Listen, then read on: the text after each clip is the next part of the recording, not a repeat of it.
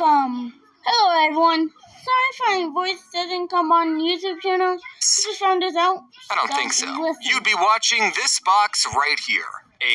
So, if you look down below, I am reacting to one of my favorite YouTubers. Hold on. Let me just, I got a little second, so just look at this channel, James, and just look at the title on the top. Just spell it out on paper.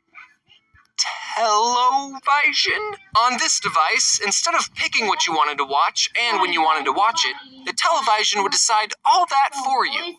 And instead of watching a single 5-second skippable ad in the beginning, you'd have to watch 5 30-second long unskippable ads. Can you think of anything more annoying? An advertisement right in the middle of your show?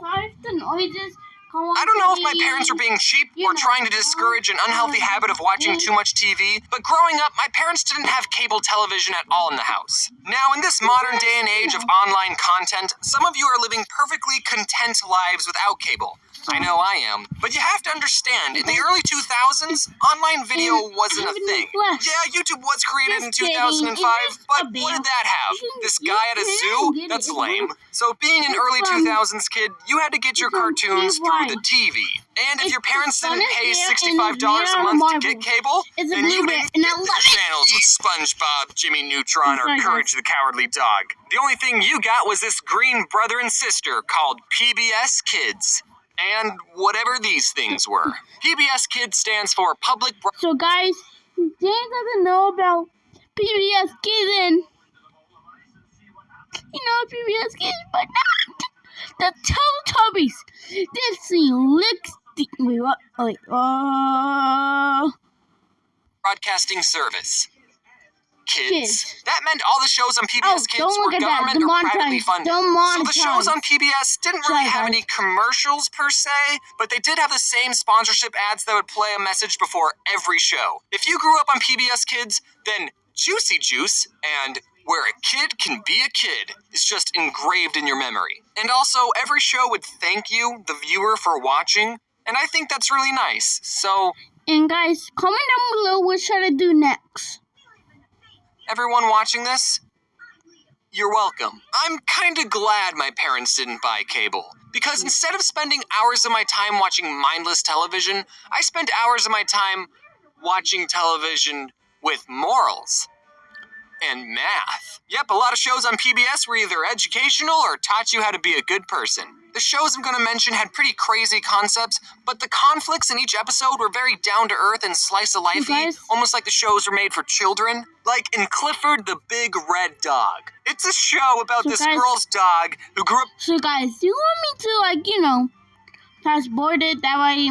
Because outside, it's dark in my area, so I'm gonna do it anyways. Right about... No. Right about... here.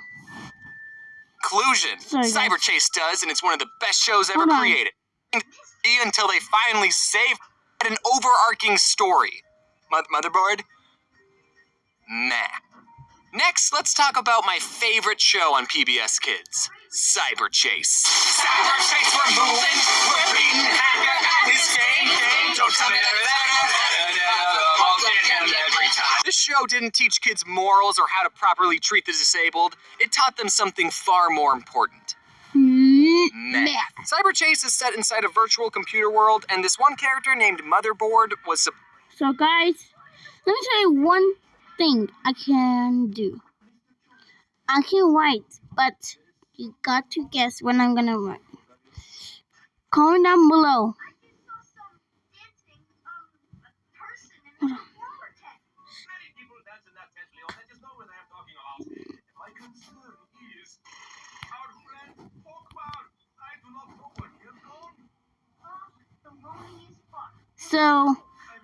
So guys, you gotta figure this one out by yourself, okay? Hey, we wrote the clip.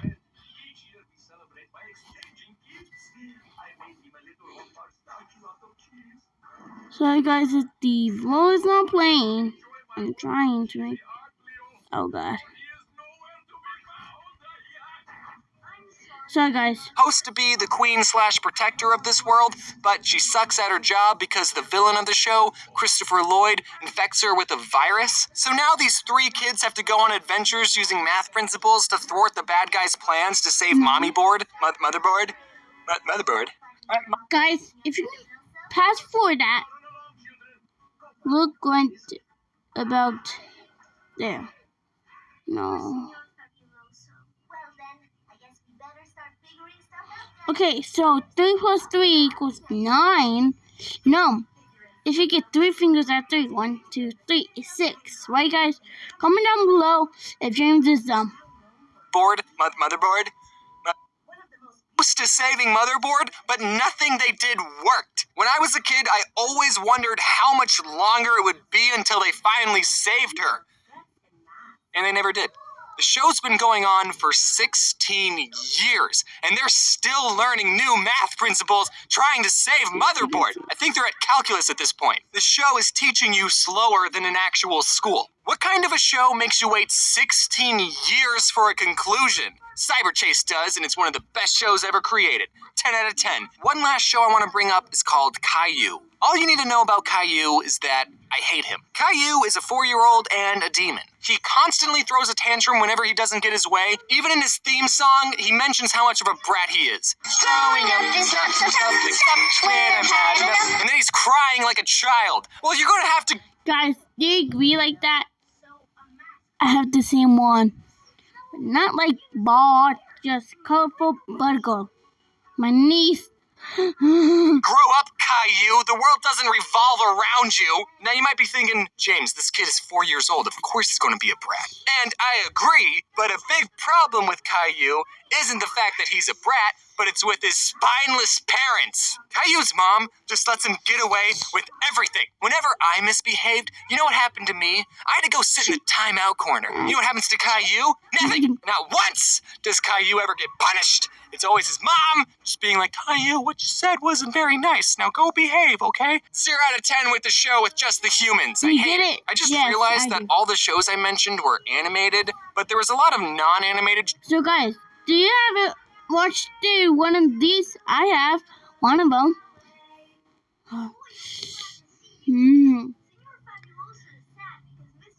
Elmo's World. Oh God. And I watched these on the apps. Not any of these. I hate those. Shows that I still watched, but whatever. I could just say that these shows fit the theme of my channel. Or I could make a part 2. I can do whatever I want. Now, as a die-hard PBS fanboy, I think I speak for everyone when I say that what PBS was missing was a crossover episode. How hard would it have been for the Clifford people and the Dragon Tales people to coordinate an episode where the 3-legged dog... So, guys, this... Okay, fine. I'm gonna give you, like, a lot more seconds. Dog finds the dragon scale. He could dig it up out of the sand because dogs like to dig. Except this dog wouldn't be that good at digging. And then he would meet up with a wheelchair dragon and they could be best friends. I would have loved that. As much as I'm joking about it, as a kid, I actually really wanted a crossover episode between the shows Clifford and Clifford's Puppy Days, which is another show that follows Clifford before he was interesting, when he was tiny, before Emily Elizabeth loved him. So there was a bunch of new characters that all knew Clifford when he was little, and the 2 shows existed in the same universe, so it wouldn't have been that unbelievable for Clifford to visit his childhood home, and then all the other characters who used to call him Small or Squirt would see him now and be like, wow! What the f*** happened to you? You see, it's funny because it's a kid's show and you wouldn't expect them to say that. I waited patiently for that crossover episode, Guys, you can uncover your but ears it never now. came. But at least I have fan fiction. George, he wagged his tail and smiled. Clifford, it's so good to see you. Oh, God. Ah! Guys, that be all for today, so see you on the next thing. Remember, comment down below. See ya.